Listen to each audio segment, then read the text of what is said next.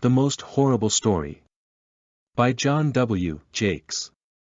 Do you think a story could ever make you shudder with a horror too great to bear? There is one like that, and you will have to read it. The room was a very plain room. It had 4 walls, a ceiling, a floor. But it was new to Thompson because he had never seen it before. He stood in a relaxed fashion, studying it. There was a desk in the center of the room. It was gray, but Thompson could not identify the material from which it was made. A very old man with a clipped beard sat behind the desk. A candle flickered in a brass holder on top of the desk. "Pardon me," said Thompson. The old man looked at him. He had been looking at Thompson for a long time. In fact, Thompson could not remember a time when the old man had not been looking at him. "You like horror stories, I take it," the old man said. "That's why you're here."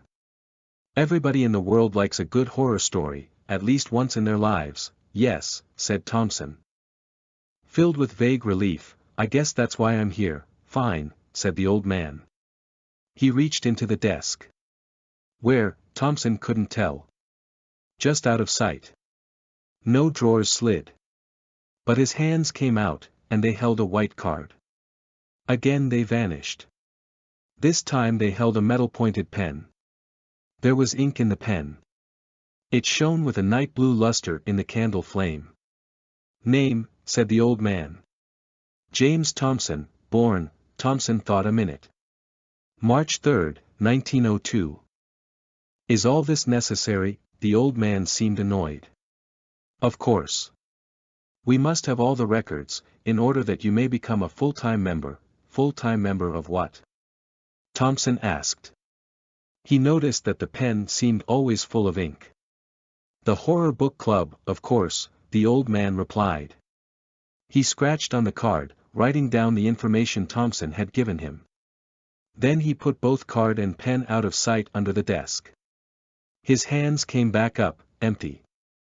"Everything has been taken care of," he said, smiling.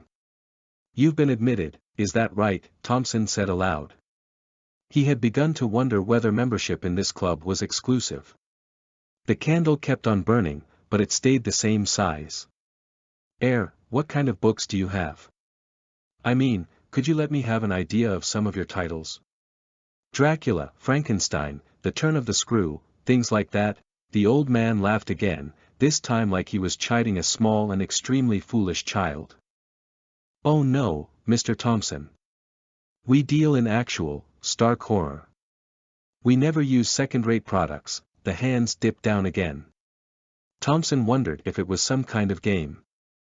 They came back up. They put a book on the desk. It was a thin book, roughly a foot square. It had a whitish cover. The old man's fingers rasped on the cover when he put it down on the desk. "Human skin," the old man said cheerfully. "Very good binding." Yes," said Thompson.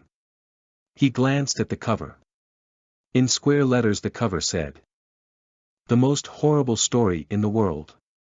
Smaller type, down near the lower right-hand corner, said, "James Thompson, January 3, 1953.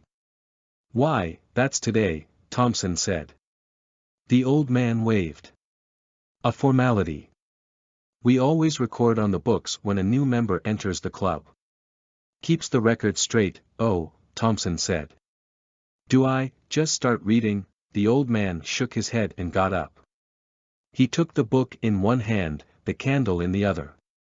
"I'll conduct you to one of our reading rooms. We provide special reading rooms for the use of members." Thompson did not comment. He followed the old man. They went through an opening in the wall that he had not seen before. But it was in a dim corner, difficult to see clearly. They walked down a long hall. On each side of the hall were closed doors. The candle made shapes move on the walls. "What's that screaming?" Thompson asked, a bit puzzled. "It seems to come from behind these doors." "That's right," the old man said over his shoulder. "This is the Horror Book Club, you know. All of our members take an active interest in their reading. They participate. They get horrified. It's really a horrible book, you know, is it? Thompson felt a slight tingle of expectancy run along his back. He felt somewhat masochistic at the moment. A new thought struck him. Is that the only book you carry? Yes, said the old man. We've had many editions made. It's the most horrible story in the world. You understand. The most horrible one ever conceived. That's why all our members read it. The hall seemed to stretch on endlessly. Doors marched by. Screams faded, new screams took their place. How late are you open? Thompson asked. I stay here all the time, the old man said. Members are always coming in. They usually stay for a long time. The book is irresistible, must be, Thompson said. Finally they came to a door. The old man stopped. He seemed to pull at the door and it opened. Although there was no handle on it. He motioned Thompson inside. The reading room had one chair and one table. An unlit candle stood on the table. The old man applied flame from his candle. Severe, he said, indicating the room, but functional. All you really need to enjoy a good horror story. Well, thanks, Thompson stammered. The old man put the book down on the table. Is it customary to pay, or tip? Thompson said awkwardly. Oh no. The founders take care of that. Founders. Still alive, oh, certainly, must like horror stories, to set up a place like this. They do, the old man assured him. Well, I hope you like the book. He walked out and closed the door.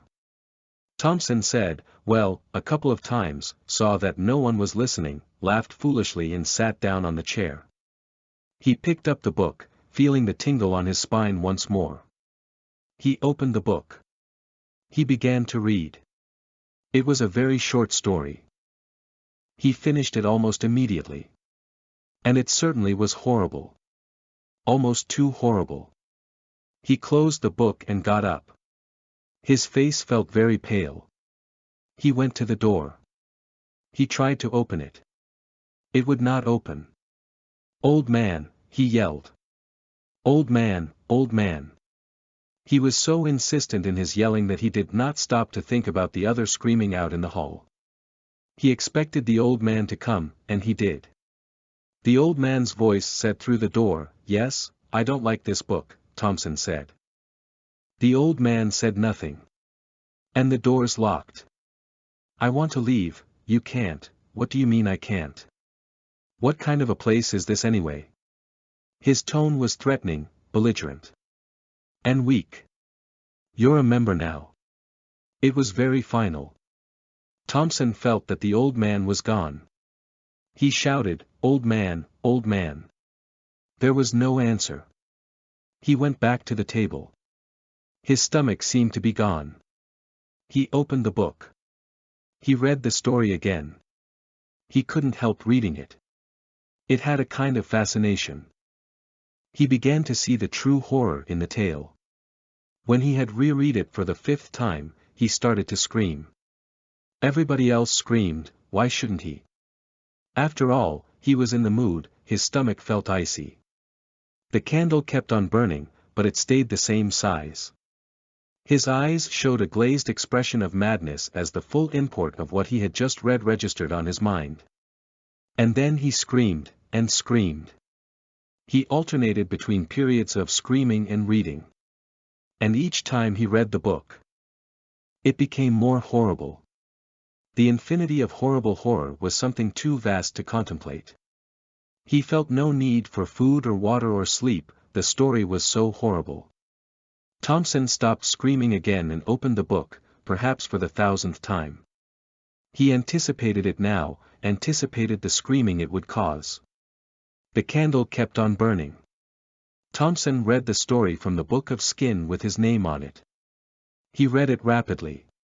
It was a very short story. You're dead. Thus concludes the most horrible story by John W. Jakes. Feel free to browse the Weird Audiobooks library for more strange tales.